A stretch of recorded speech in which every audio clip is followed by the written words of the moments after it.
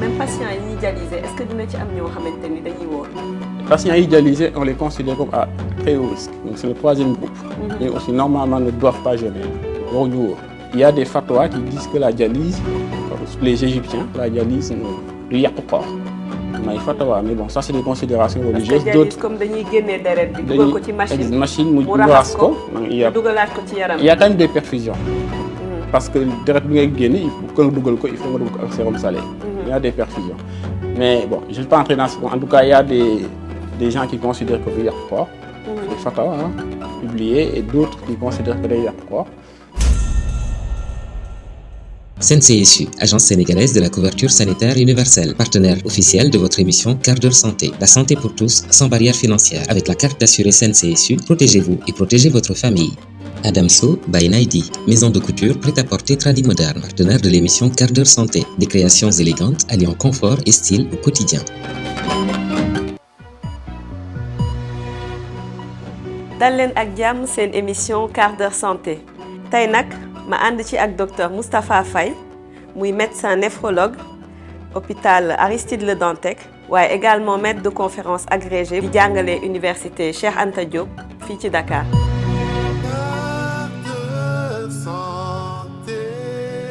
Docteur Moustapha Faye maa ngi lay nuyu. Ok Zeyna maa ngi lay fay di remercier Walf TV pour l'invitation, surtout yow pour l'invitation. Docteur, pour commencer ma bëggoon la laaj yow donc ngay médecin di faj lépp lu jëm ci rein waaye également affaire u dialyse. roño lan mooy rôle am ci suñu yaram. roño bokk na ci lu ñu tuddee les organes nobles maanaam organes yoo xam ne il faut ñu liggéey normal sinon dund bi day jafe. liggéeyam nag dafa xaw a yaatu bokk na ci ñaari mbir lañ koy xoolee. premier liggéey bu gën a am solo mooy day épurer sang bi maanaam deret bi daw suñu yaram xam ne lépp lu ñu soxla ci foofu lay jaar roño bi moo koy nettoyer. moo koy raxas ba mu set. lépp loo xam ne yaram bi soxlawu ko mun ko dindi ci yaram bi loolu mooy bu njëkk bi. ñaareel bi mooy day sécréter ay ferñeent.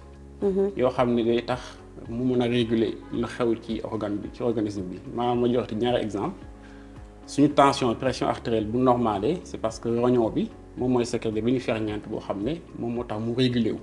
d'accord lu ñu tuddee rénine d'accord moo tax mu réguler wu wala boog suñu yax yi bu amee ciment ba mën a dëgër parce que roño bi da am liggéey boo xam ne da koy def ci vitamine D bi mu mun a am calcium ci yax bi loolu aussi liggéey la bu ñu tuddee liggéey endocrine boo xam ne fonction endocrine boo xam ne ay ferñeent yu bëri lay sécréter yoo xam ne day dem ci yenn organes yi mun a jafandal seen liggéey d'accord donc principalement ñaari wóor yu la am nettoyer deret bi ak donc di sécréter ay ferñeent yoo xam ne yeneen organes dañ koy utiliser pour mën a réguler lu xew ci organisme bi. waaye ñu gis ni docteur ku ci am tamit feebaru roño di nga toog lu yàgg yenn saay balaa muy feeñ ci sa yaram wala balaa ñu koy xam ñu koy wax maladie silencieuse yenn saay lan mooy waral loolu.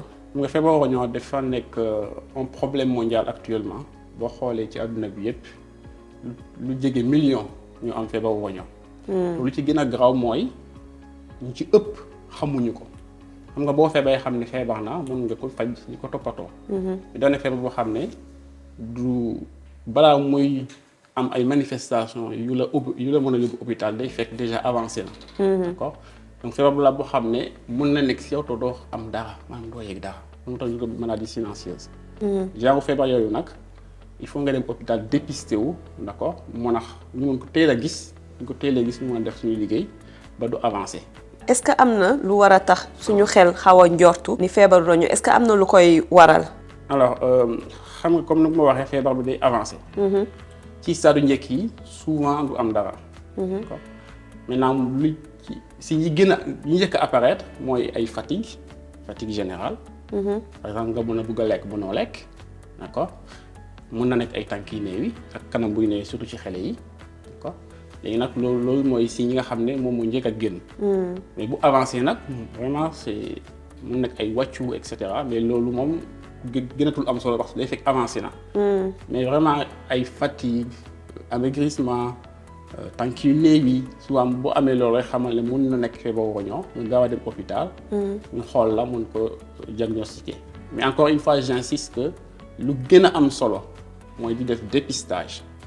si ñi nga xam ne ils ont des facteurs de risque quoi, comme ay diabète ay tension ñu mën a xool rognon bi chaque année et parfois plusieurs fois par an pour mën a dépister de façon précoce feebar rognon. maanaam kon am na ay feebar yoo xam ne boo ko amee da ngay gën a am risque sa rognon am problème.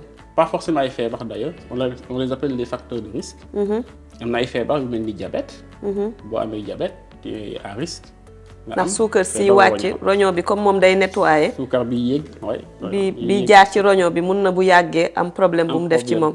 oui tout à fait ñi xam ne seen tension day yéeg da nga am tension. day yéeg loolu aussi day waral feebar rognon.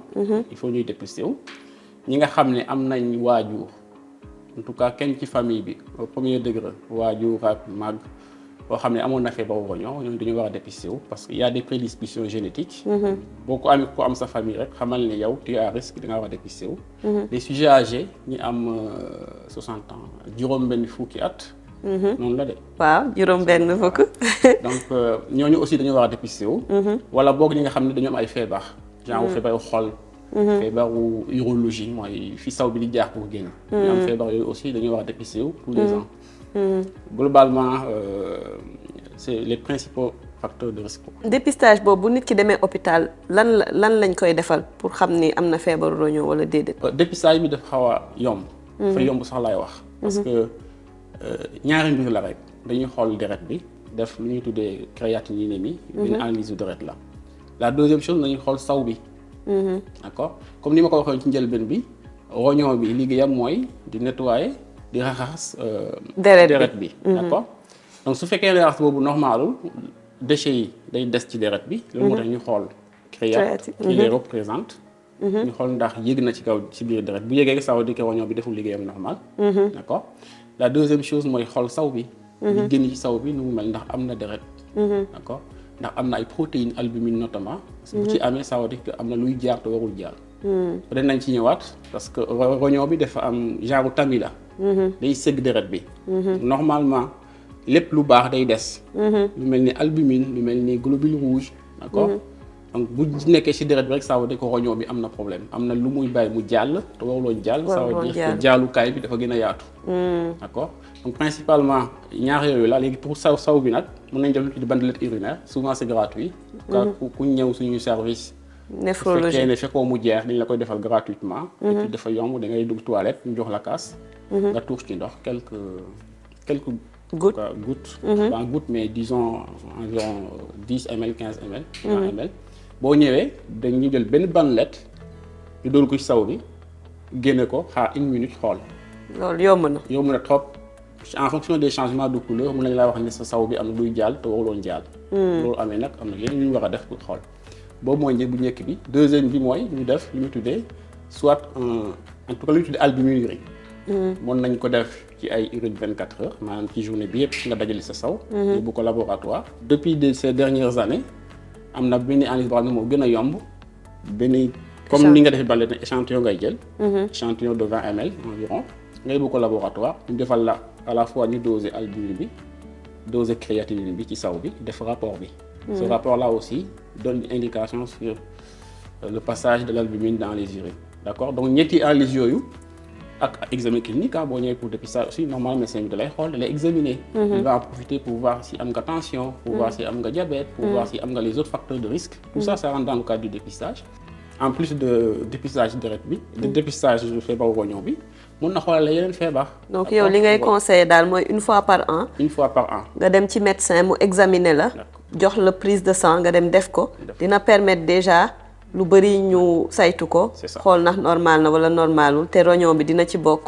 te comme li nga wax njëg bi par rapport ak li la feebar bi mën a indil bu ñu defee rapport bénéfice risque bi. tout à fait bénéfice coût njëg bi bëri boobu noonu. bariwul noonu. léegi ñu gis ni tamit ku ci am feebaru rognon ñëpp tolloowuñ ci parce que dañuy gis ñoo xamante ni garab la ñuy jël gis ñoo xamante ni par exemple dañuy dem ba ñu leen di dialyser lan mooy waral loolu. Insuffisance rénale ça ne milite pas trop pour la prévention parce que ça arrive à des stades très avancés. Donc on est passé de insuffisance rénale maintenant on parle de maladie rénale notamment maladie rénale aiguë wala maladie rénale chronique. maanaam dañoo changé tur bi li bi ñu daan dégg avant insuffisance rénale lañ ko doon woowee. léegi dañu changé tur bi pour que aussi conscience yi conscience, mais surtout la prévention. Parce que quand on dit insuffisance rénale, c'est déjà le stade qui est avancé. boobu passé na maanaam fi ñu mën a prévenir rek. Déjà insuffisance rénale bi installé wu na. Alors qu'avant l'insuffisance rénale, on peut faire des choses pour voir déjà que am na feebaru roño. D'accord. Donc maladie rénale boobu dafa permettre ñu def benn classification. boo xam ne day tax ñu xam évolution feebar bi. fan la toll. fan la toll. léegi dafa am stade 1 ba stade 5. D'accord. Alors man classification mi ngi basé wu ci lu ñuy tuddee débit de filtration glomérulaire mooy volume bi nga xam volume deret bi nga xam ne dañ koy ras par minute. On indexe bien sûr à la surface corporelle. Habituellement c'est ça qu'on utilise dans le jargon scientifique. Mais pour ñu gën a comprendre damay utiliser ay pourcentage. Maanaam feebar roño bi fekkee ne wax na liggéey 100%.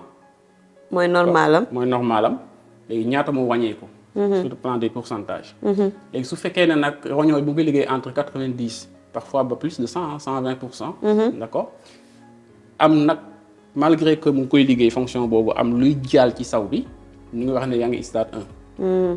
Et c'est extrêmement important ñu découvrir feebar bi à ce stade parce que souvent c'est réversible. C'est-à-dire que roño bi ñu fonctionne normal il arrive quand même à nettoyer le sang.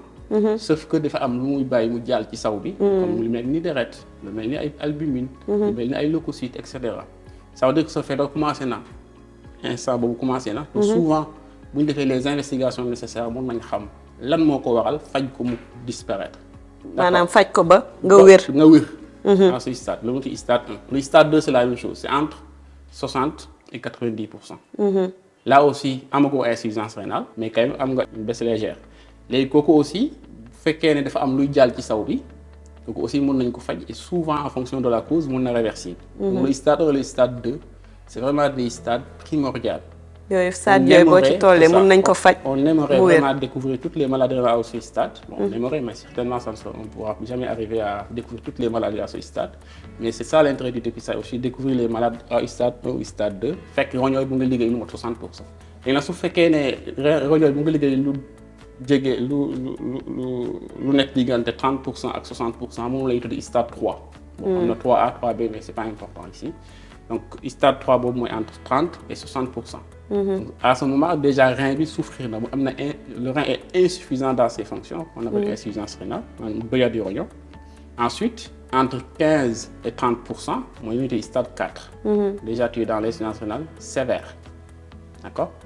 Ensuite entre si moins de 15%, d'accord mooy unité de insuffisance rénale terminale. Mais trouble boobu kenn loo xatu ko en fait. Bon. On parle plus de défiance rénale maintenant parce que comité scientifique bi dafa dajalewoon maladie yëpp laaj leen bu ñu xoolaat les terminologies qu'on utilise. Les malades ont dit que le fait de dire insuffisance rénale terminale c'est un peu dégradant. Et ça enlève tout espoir. C'est comme si feebaru jeex na quoi da ngay dee. Donc c'est à partir de là que la communauté scientifique a décidé de ne plus parler d'insuffisance rénale terminale pour ne pas stigmatiser les malades, pour ne pas leur faire perdre de l'espoir. Maintenant on parle plus de défaillance rénale. C'est vrai que mooy ñi utiliser am na solo tamit. Exactement am na solo surtout dans le cadre de l'éducation thérapeutique. Dans le cadre de l'observance et cetera. Parce que boo mënee ne terminal man déjà pourquoi je vais me battre maintenant comme c'est terminal. maanaam jeex na daal. C'est ça maanaam jeex na daal. Donc les défaillance rénale boobu nag mun na dem ba. bu kenn moins de 15% la mun nañ la toujours di toppatoo. mais bu demee nag ba am ay signes yoo xam ne day manifesté wu ça veut dire vraiment le rein telle na en fait complètement. Dans ce cas maintenant on peut poser des traitements qu'on appelle traitement de suppléance rénale maanaam traitement boo xam ne day dimbale roño bi. Donc foofu la dialyse di ñëwee. di ñëwee dialyse voilà yeneen yi parce que dialyse wala greffe d'accord. Dialyse aussi am na ñaar et cetera. Est-ce que Sénégal fii par exemple greffe bi bëri na fi. waaw am na léegi mais bëreegul nag. greffe maanaam nga jël. rein. donneur. benn donneur soit ku dund. maanaam maykat quoi. waaw ku dund wala ku dee. nga jël roñoom bi dugalal ko ki nga xam ne dafa am doyadi roño. mais Sénégal nag rein ku dund kese lañu fi autorisé. pour leeral foofu rek roño ñaar la. yàlla moom da koo def si bien parce que heureusement que c'est ñaar la mais nit ki bu amee benn. mun na dund ak moom ba deetul am problème. D'accord léegi bu ñu jëlee bennam bi sa mbokk. parce que il faut nga ko mu nekk sa mbokk Sénégal il faut mu nekk sa mbokk. bu ñu ko jëlee dañ koy dindi dugalal ko sa mbokk bi am doyadi roño moom tam nga am benn. moom mu am benn te yéen ñaar ñëpp di ngeen mën a dund. Même si ki ñu may deret en plus de rein boobu am na ay garab yu mu war a jël et cetera. léegi ñu nekk ci weeru koor gi j'imagine que ci seen consultation yi patients yi dina bëri lu ñu leen di laaj est-ce que mën nañu woor wala mënuñu woor bu ñu amee feebaru roño. Sur le plan scientifique études yi xool relation entre Ramadan ak maladie rénale. feebaru roño am na ay études mais souvent c'est des études parcellaires. donc amul ay études yoo xam ne à haut niveau de preuve scientifique là. pour mën a wax lan moo ci am mais am na quand même ay études. et à partir de ces études observationnelles. on a quand même fait des recommandations. d'accord alors li ma bëgg a leeral d'abord mooy dafa am bu ñu nee koor jeûne ak Ramadan dafa am ñaari mbir yu ñu war a considérer. D'abord ce qui concerne le Ramadan en soi parce que le Ramadan peut être hétérogène en fonction du pays en fonction des saisons. dëgg la maanaam fii Sénégal ni ñu fiy wooree ak par exemple Europe ni ñuy wooree. boo jëlee par exemple les pays du Golfe. souvent c'est un jeûne mën est plus court que les pays européens ou le Sénégal. en fonction de la saison. dëgg la. Même au Sénégal les zones ne sont pas les mêmes. woore Dakar woore Matam du benn. dëgg la. D'accord, ça c'est un. Deuxièmement, ça dépend aussi de la saison. Boo wooree hiver, il y a le froid. Ça peut être moins problématique et souvent boo wooree hiver aussi souvent la journée est courte. D'accord. En France, ça peut être moins de 8 heures, même parfois moins de 7 heures. Donc finalement, c'est du jeûne, mais c'est un jeûne qui est moins problématique. Donc il y a une considération à faire sur le Ramadan en soi, en fonction de la zone, en fonction de la saison et en fonction même des conditions économiques sur place. Et la deuxième considération, c'est même en lien avec la maladie rénale. Comme nous l'avons expliqué, ci stade yi bokkul. Même au-delà des stades, il y a aussi yeneen feebar yi, les comorbidités. Su ko am feebaru roño aussi, am nga ay comorbidités, am nga feebar yeneen yu associé, ay diabète, ay tension, ay feebar xol, etc. Donc ça dépend de ça aussi, mais aussi ça va dépendre des traitements parce que ku wax traitement wax naan. D'accord? Donc tout ça il faut le considérer. Donc bu ma nee am na ay considérations en lien avec le Ramadan et la zone. conditions yi nit ki di wooree. Et des considérations en rapport avec la maladie rénale chronique, avec feebaru roño bi. Donc di nga jàpp ne déjà que on ne peut pas être homogène dire que diw moo war a wóor diw mënul wóor. Tout va dépendre de ces considérations. Recommandation bi lu ñu wax mooy boo fekkee ne stade 1 ba 3 nga am. to fonction rénale bi stable maanaam si les 3 derniers mois amul évolution bu gaaw. amul évolution donc fonction rénale stable DFG bi ma doon wax am pourcentage là. muy stable maanaam tu étais à 10% il y a 3 mois tu es toujours à 3% on peut dire que c'est stable. c'est malade yooyu mën nañu wóor. amul benn problème moom la ñu tuddee risque modéré. léger à modéré. donc ñoom bu ñu ñëwee consultation boo leen xoolee ni yeneen yëpp feu bi vert na. c'est ça mun nga leen wax ni yow di nga mën a wóor. di nga mën a wóor. mais nag le médecin doit rapprocher le suivi. d'accord le suivi et cetera. loolu benn la léegi ñi nga xam ne nag dañoo am insuffisance rénale maladie rénale stade 1 ba 3 mais avec une évolution qui n'est pas stable d'accord ces malades mooy ñi nga xam ne ils ont un risque d'accord élevé. ñooñu dans les recommandations on dit ne devrait pas jeûner. La spiritualité est souvent au-dessus de tout, notamment dans nos zones. Nga accompagner ko le plus possible. Bon, je l'ai fait avec des malades, accompagner leen.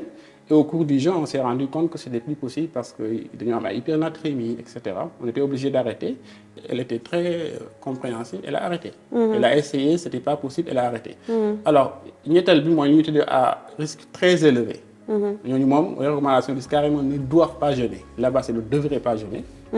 Si c'est ne doivent pas jeûner. ñoom dañuy wax carrément mënoo wóor. Mais même ces patients aussi ils vont te dire parfois il y a des serrures qui vont te dire que dama bëgg a jeûner. D'accord? Mais ñooñu aussi soit nga jox leen des alternatives qui sont possibles. D'accord? Si c'est dans des milieux économiques favorisés souvent il y a des alternatives islamiques. mën na remplacer jeûne bi. Même patients yi ñuy dialysé est-ce que dina ci am ñoo xamante ni dañuy wóor. Les patients dialysés, on les considère comme à très haut risque. Donc c'est le troisième groupe. Et aussi normalement ne doivent pas jeûner. Mais mais dans notre expérience, il y a des patients hémodialysés qui jeûnent.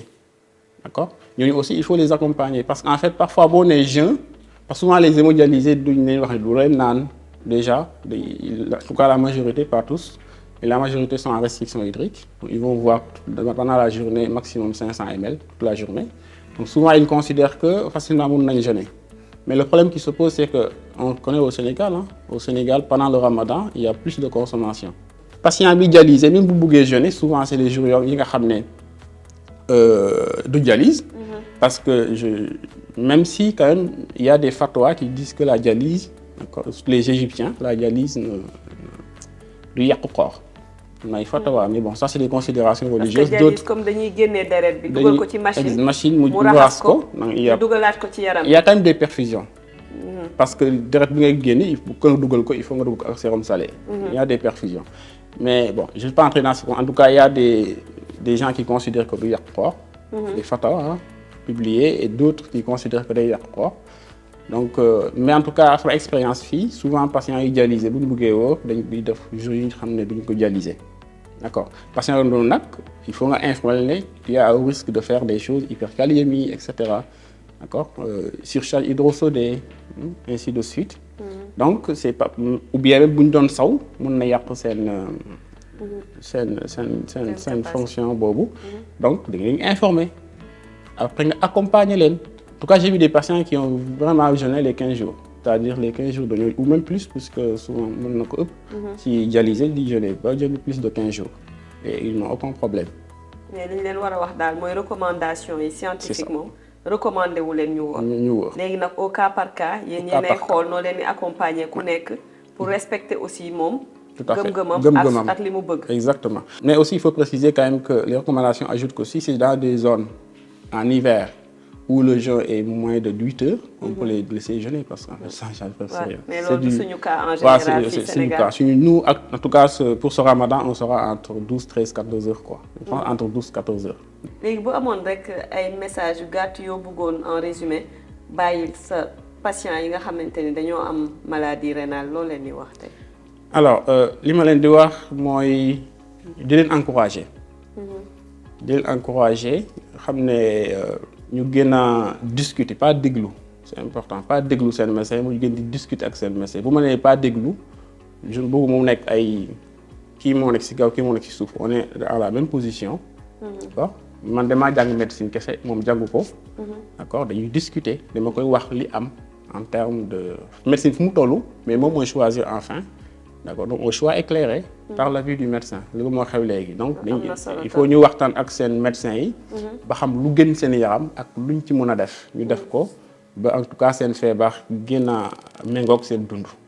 Pour finir ñu bëggoon la laaj ñu gis ni yow def nga thèse médecine comme docteur yépp mais ba pare da nga ci boole aussi tegaat ci thèse science mu nekk aussi beneen jàng bu gudd buy jël temps te aussi ñu koy def ci âge yoo xamante ni du forcément bon âge jeune nga xam ne am nga temps yëpp pour loolu. ñu lay yow lan ngay wax ci jeunes yi par exemple ñi nga xam ne dañu nekk ci ay études et tout. bi ma paree néphrologie donc j'avais des ambitions d'être un enseignant à l'université. Il m'a rappelé leen ñun université am nañ ñett ba ñeent liggéey bu ñuy def. boo nekkee enseignant médecine quoi. ñeent liggéey d'accord. dañuy jàngale l'enseignement dañuy def ay soins à l'hôpital souvent boo defee doctorat en médecine tu peux faire les soins d'accord ça devient très évident. Troisième bi mooy lu ñu tuddee recherche d'accord donc foofu nag laa xam ne pour ma mën a def sama liggéey boobu correctement j'ai besoin quand même d'avoir une vie plus transversale de la recherche et jàpp ne dama bëggoon épidémiologie. Mais maître m'ont encouragé d'abord le professeur Boucar Diouf. Que ma koy remercier bu baax ci toutes les contributions en tout cas toutes les contributions qu'il a eu à faire dans ma carrière. Donc moo ma permettre woon ma defi déjà lu diplôme universitaire en épidémiologie. Et là j'ai pris le goût. D'accord. J'ai continué avec le master. Là aussi il y avait plus le professeur Boucar mais les profs Abdou Niang et El Hadj Ferika m'ont aussi accompagné dans ça.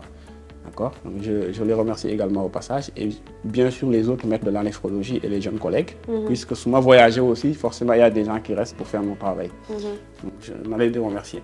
Donc c'est vrai que c'est pas très facile, mais parce que déjà tu as une vie familiale que tu laisses. Donc je tiens aussi à remercier ma femme parce que s'il m'avait mis les bâtons bâton dans les roues, effectivement. J'allais pas y arriver, mais plutôt il poussait le chariot. Man ma ciy profiter aussi pour def clin d'œil parce que c'est vrai que métier bi ñuy def yombul. Et soo amul partenaire bu la jàppale, ñi ngi am ay doom am njaboot et tout bu la comprendre bu lay soutenir rek. Man tam maa ngi def clin d'œil. Il va se reconnaître. Elle a poussé le chariot plutôt que de mettre les bâtons dans les roues. Machallah, mu am solo torop. Donc allez rechercher les connaissances et surtout entourez-vous bien. Dégg ngeen li docteur wax. Ci loolu la ñuy jeexalee nag kontaan torop ci conversation bi. Di leen jox dig daje ci beneen numéro incha allah.